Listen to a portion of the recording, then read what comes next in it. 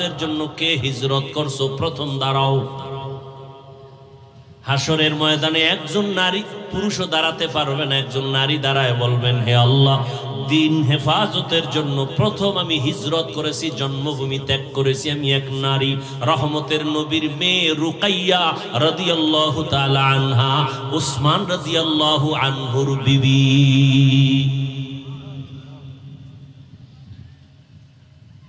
রহমতের নবীর আদর্শ।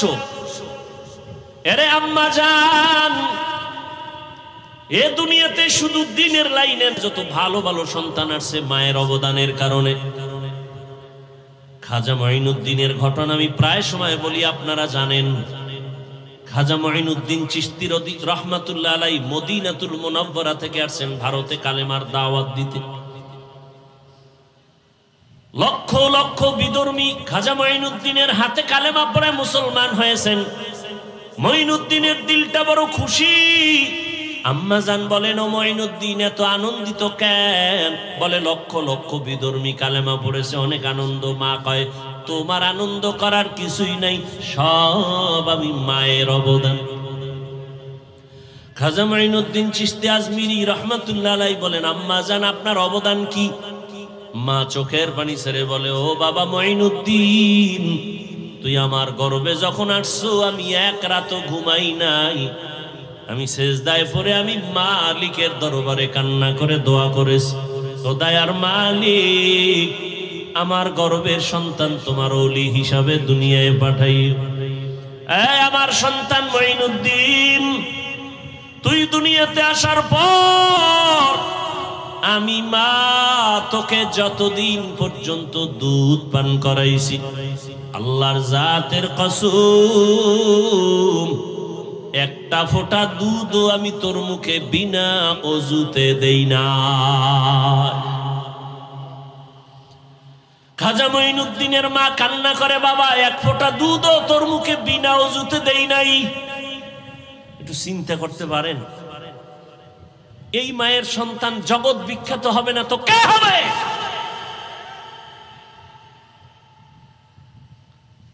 কে হবে সন্তান? জগৎ বিখ্যাত হবে না তো কে হবে? এরে আম্মা জান, এই জন্যই তো বাবার তুলনায় মায়ের আদর্শ আরো বেশি ভালো হতে হবে। কারণ একটা সন্তান বাবার থেকে মাকে ফলো করে বেশি, মায়ের কাছে সময় কাটায় বেশি। একটা সন্তান বাবার কাছে সময় বেশি কাটায় না মায়ের কাছে? আর মা যা করে তা ফলো করে। এই জন্য দেখবেন যেই ঘরের মা নামাজি, আজান যখন হয় মা কাপড় টেনে দেয়। দেখছেন নি? যখন আজানের আওয়াজ পায়, যত বড় উল্টা পাল্টা মহিলা হোক না কেন, কাপড় টেনে দেয়। পাশে একটা বাচ্চা, ও দেখে দেখে শিখতেছে। একদিন কাপড় টান দিছে, মা কয়, গুনা গুনা টানিস না, গুনা। বাচ্চা তো গুনা বুঝে না। হঠাৎ একদিন আজান চলতেছে, মায়ের কাপড় উঠাইতে মনে নাই, বাচ্চা কাপড় টেনে দেয় এখন, আর মা উঠায় না। আম্মু গুনা গুনা গুনা, ঠিক নেই? আম্মা জান নামাজ পড়ে দেখবেন বাচ্চাটা ওগুলো শিখে। মা আজান হওয়া মাত্র চলে গেলেন অজুখানায় অজু করার জন্য, দেখবেন বাচ্চাও চলে গেছে মায়ের কাছাকাছি। মা সুন্দর করে অজু বানাইলেন, বাচ্চাটাও মাকে দেখে দেখে অজু করতে গিয়ে আধা গোসল করে ফেলছে। মা যখন যায় নামাজ বিছাইয়া নামাজে দাঁড়ায় গেছে, বাচ্চাটাও মায়ের পাশে দাঁড়ায় গেছে। মা হাত বুকে বাইদা আলহামদু সূরা পড়তেছেন, বাচ্চাটাও বুকে হাত বাঁধছে। মা ঠোঁট নাড়ায় নাড়ায় তেলাওয়াত করেন। বাচ্চা তো বুঝে না মা কি পড়ে, মা তেলাওয়াত করেন, কিন্তু বাচ্চাটা না বুঝা শুধু ঠোঁট নাড়ায় ঠোঁট নাড়ায়। মা যখন রুকুর মধ্যে যায়, বাচ্চাটাও রুকুর মধ্যে যায়। মা যখন সেজদায় যায়, বাচ্চাটাও সেজদায় চলে যায়।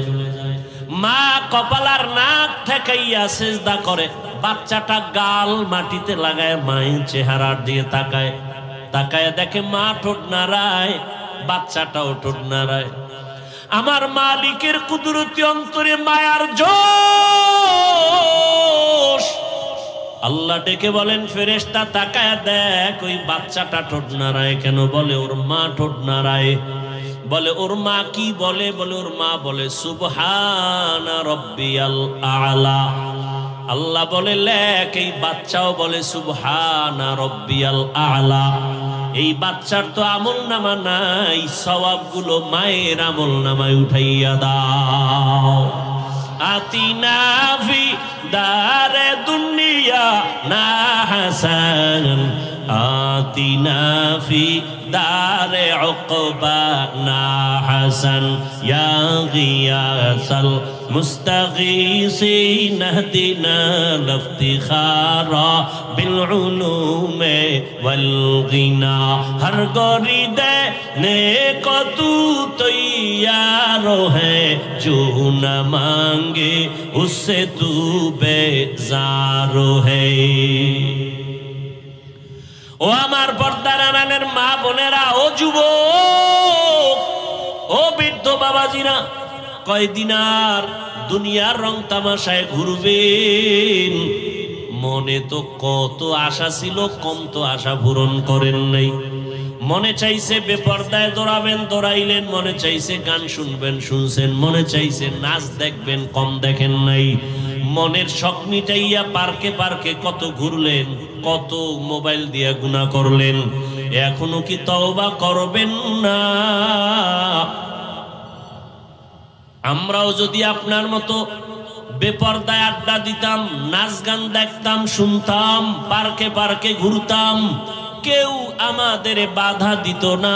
অথচ মাথার থেকে টুপিটাও খুলি না, দাড়ি কাটি না রে বাবা, 5 ওয়াক্ত নামাজ পড়ি।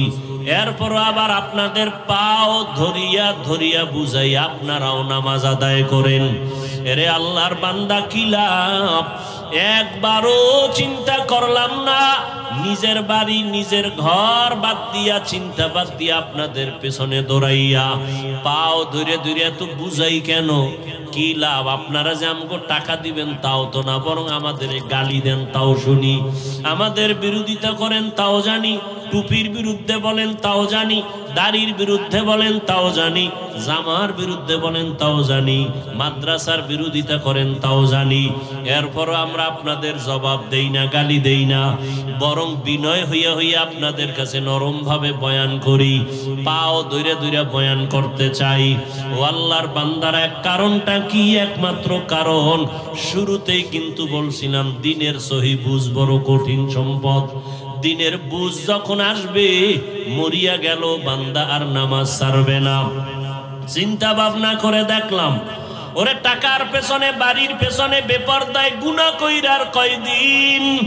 ও আল্লাহর বান্দারা, দুনিয়াতে গুনাহ করিয়া করিয়া কেউ তো দুনিয়াতেই সম্মান পায় না, আখিরাতে তো কিছুই পাবে না।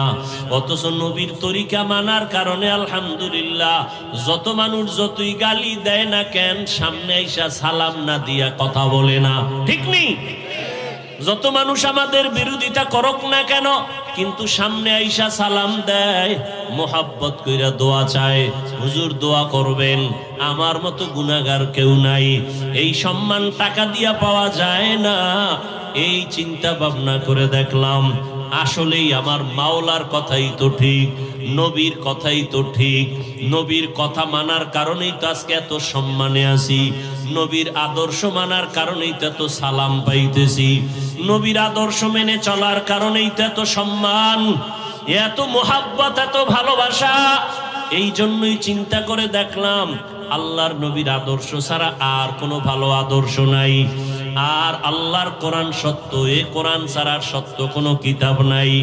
আল্লাহর কোরআনে স্পষ্ট, গুনাহ করলে কি ক্ষতি হবে, নেক আমল করলে কি লাভ হবে, তাও স্পষ্ট বলা আছে।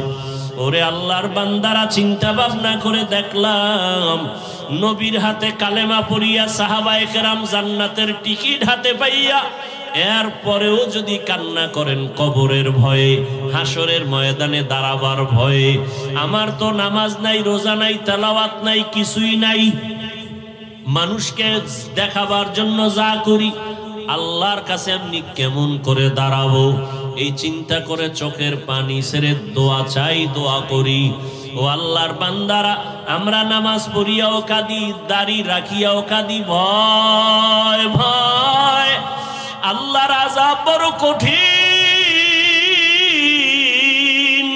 আর আপনারা যারা নামাজ পড়েন না, দাড়ি রাখেন না, পর্দা করেন না, বেপর্দায় চলেন, মা বাবার সাথে বেয়াদবি করেন, আলেম ওলামার সাথে বেয়াদবি করেন, শিক্ষকের সাথে বেয়াদবি করেন, মানুষের উপরে জুলুম করেন, আপনাদের হালাতটা আরো কত ভয়ঙ্কর হবে।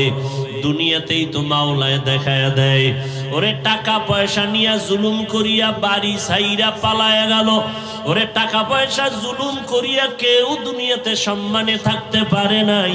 কই নমরুদ, কই সাদ্দাত, কই হামান, কই কারুন, কই ফেরাউন, কই আবু জাহাল, কই আবু লাহাব, এক এক করে সব ধ্বংস হয়ে গেল। চিন্তা ভাবনা করে দেখলাম মদিনার আদর্শ ছাড়া শান্তির কোনো পথ নাই। ও আল্লাহর বান্দারা, এই জন্যই তো তাকায়া দেখলাম কত মানুষ যদিও মাদ্রাসায় পড়ে নাই, কিন্তু এরপর অনেক সম্মান। কেন বলি, স্কুলে পড়িয়াও নামাজ ছাড়ে না, কলেজে পড়িয়াও দাড়ি কাটে না, বেপর্দায় চলে না। কত ডাক্তার, কত ইঞ্জিনিয়ার, কত প্রফেসর ডাক্তারি করে, নামাজ ছাড়ে না, ইঞ্জিনিয়ার হইয়াও নামাজ ছাড়ে না, প্রফেসরি করিয়াও নামাজ বাদ দেয় না। চিন্তা করে দেখলাম তারাও তো আমার মাওলার দিনের বুঝ পেয়ে গেল। কত র্যাব, কত আর্মি, কত পুলিশ, কত বিডিআর নামাজ পড়ে, দাড়িওয়ালা অভাব নাই। জেনারেল লাইনে থাকিয়াও কত মানুষ দিনের বুঝ পাইয়া নবীর আদর্শের আপন গলার মালা বানায় নিল। তাহলে আমি কেন পারবো না? একজন জেনারেল লাইনের মানুষ যদি নবীর তরিকা মেনে পর্দা করে, আমি কেন পারবো না? আমার এখনো তো তৈরি হওয়া খুবই জরুরি, প্রয়োজন। ও আল্লাহর বান্দারা, আল্লাহর কোরআন সত্য, গুনাহগারের আযাব হবে তাও সত্য।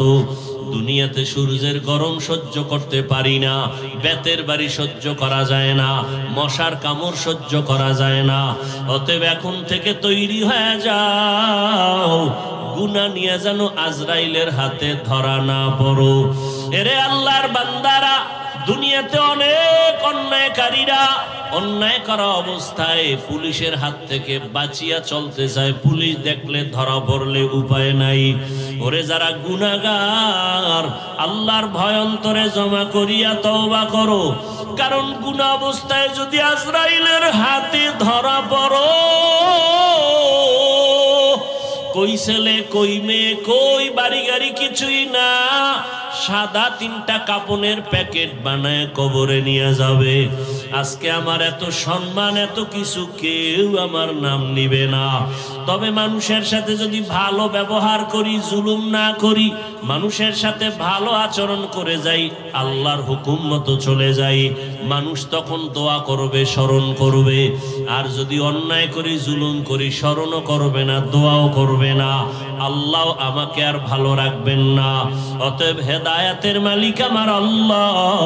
এখনো যারা নামাজ ধরতে পারো নাই রে যুবক বাবারা, স্কুলে পড়ো, নামাজটা ধরে ফেলো, কলেজে পড়ো, নামাজ ছাড়িও না, দাড়ি কাটিও না, বেপর্দায় চলিও না।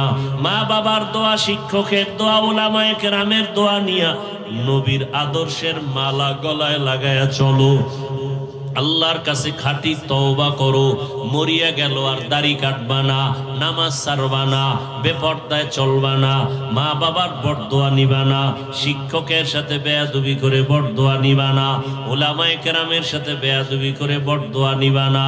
তওবা করার মতো যদি অন্তর তৈরি হয়, খাঁটি তওবার নিয়তে দুটো হাত আল্লাহকে দেখায়া দাও। আয় আল্লাহ, হাতগুলো কবুল করে নেন, তওবা কবুল করে নেন। তওবার উপরে মজবুত হইয়া চলার মতো তৌফিক দান করেন, আমিন। আলহামদুলিল্লাহি রাব্বিল আলামিন, ওয়াসসালাতু ওয়াসসালামু আলা সাইয়্যিদিল আম্বিয়াই ওয়াল মুরসালিন ওয়া আলা আলিহি ওয়া আসহাবিহি আজমাইন। ইয়া আরহামার রাহিমিন, ইয়া আরহামার রাহিমিন, ইয়া আরহামার রাহিমিন। রব্বিরহামহুমা কামা রব্বায়ানি সগীরা। আল্লাহুম্মা ইন্নাকা আফুউন কারীম তুহিব্বুল আফওয়া ফা'ফু আন্না। اللهم إنا نسألك رضاك والجنة ونعوذ بك من سخطك والنار اللهم إنا نعوذ بك من البرص والجنون والجذام وسيء الأسقام